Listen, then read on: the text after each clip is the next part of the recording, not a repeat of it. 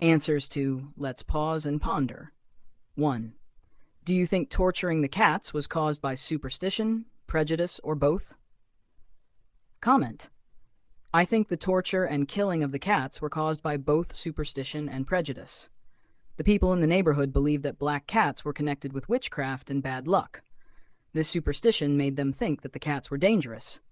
At the same time, they were prejudiced against people whom they considered different. The word hex, witch, written on the wall clearly shows their irrational belief. Such actions are cruel and unacceptable because innocent animals were harmed due to false beliefs. 2. They were two sisters who loved and hated each other. It was a strange relationship. Have you observed such strange behavior among humans? Discuss. Yes, such behavior can often be seen among humans, especially among siblings, close friends, and classmates. They may care deeply for each other and help one another in difficult situations, but they may also quarrel and disagree frequently. Despite their arguments, their affection remains strong. Just like Fufi and Panther, people can have relationships that include both love and conflict. This is a natural part of human relationships. Do it yourself. A poster offering the cats for adoption. Loving black cats for adoption. Give these beautiful cats a forever home. About the cats. Two healthy black cats. Friendly, playful, and affectionate. Well-behaved and comfortable around people. Love exploring and spending time outdoors. Vaccinated and well cared for. Personality traits.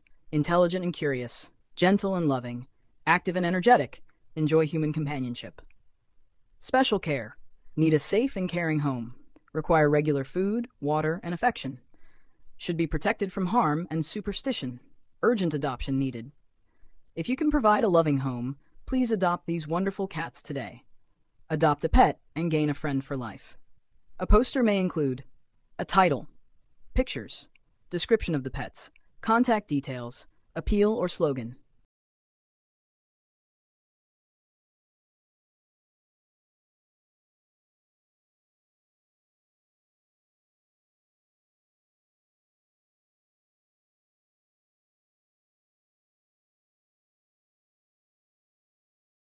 One. Likely diary entry of Trevor Noah. Date. Dear Diary, today was one of the saddest days of my life. I followed Fufi and discovered that she was spending her days at another house. There was another boy there who believed that Fufi was his dog. What hurt me most was seeing Fufi standing beside him as if she didn't know me at all. I felt betrayed and heartbroken. After all, I had raised her, trained her, and cared for her since she was a puppy. We spent so much time together, and I thought I was the most important person in her life. When I came home, I couldn't stop crying. I even told Mom that Fufi had been kidnapped. Later, we managed to bring her back home with proof that she was our dog. I was relieved to have her back, but the pain in my heart remained. Mom tried to explain that Fufi still loved me, and that loving someone does not mean owning them. Perhaps she was right. Maybe Fufi was simply enjoying her life and making friends wherever she went. Still, tonight I feel sad and confused. I hope tomorrow I will understand things better. Trevor 2. Analysis of Trevor's statement. You do not own the thing you love. Trevor Noah learned an important lesson from his experience with Fufi.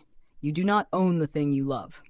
Love is not about possession or control. It is about caring for someone and allowing them the freedom to live their own life. Childhood experiences greatly influence our understanding of love and relationships.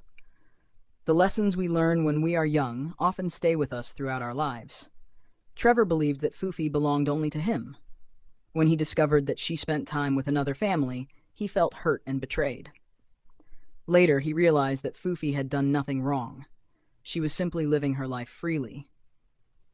This experience taught him that true love respects freedom. I had a similar experience in my life. One of my close friends moved to another school. At first, I felt sad because he started making new friends and spent less time with me. I thought he was forgetting me. Later, I understood that friendship does not mean ownership.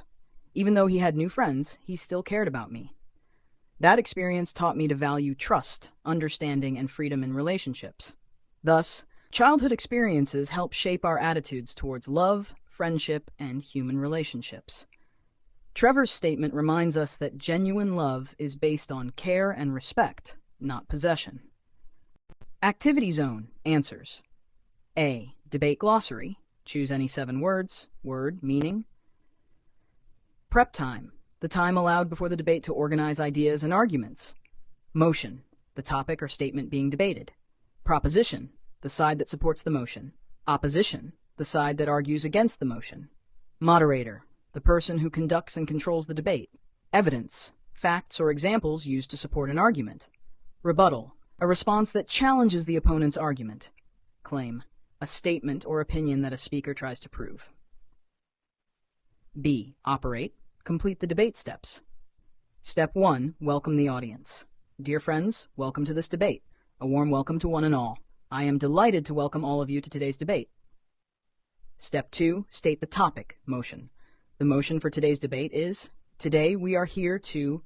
The topic selected for today's debate is love does not entitle possession. Step 3. Present your argument. I strongly believe that, in my opinion, the following points support my argument. One important reason is, true love respects freedom and individuality.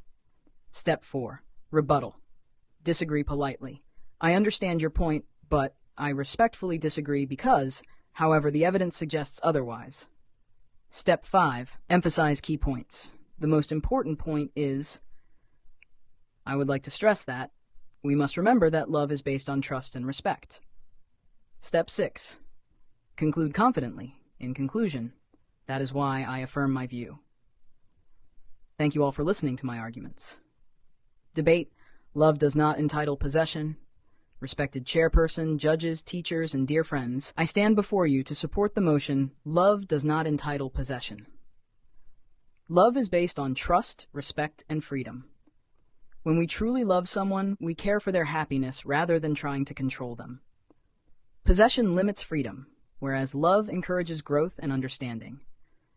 In the lesson Fufi, Trevor Noah learns that he cannot own what he loves. Although he loved Fufi deeply, she was free to live her life and form other relationships. This experience taught him an important lesson about love and relationships. Therefore, love should never be confused with ownership. Real love respects the choices and independence of others.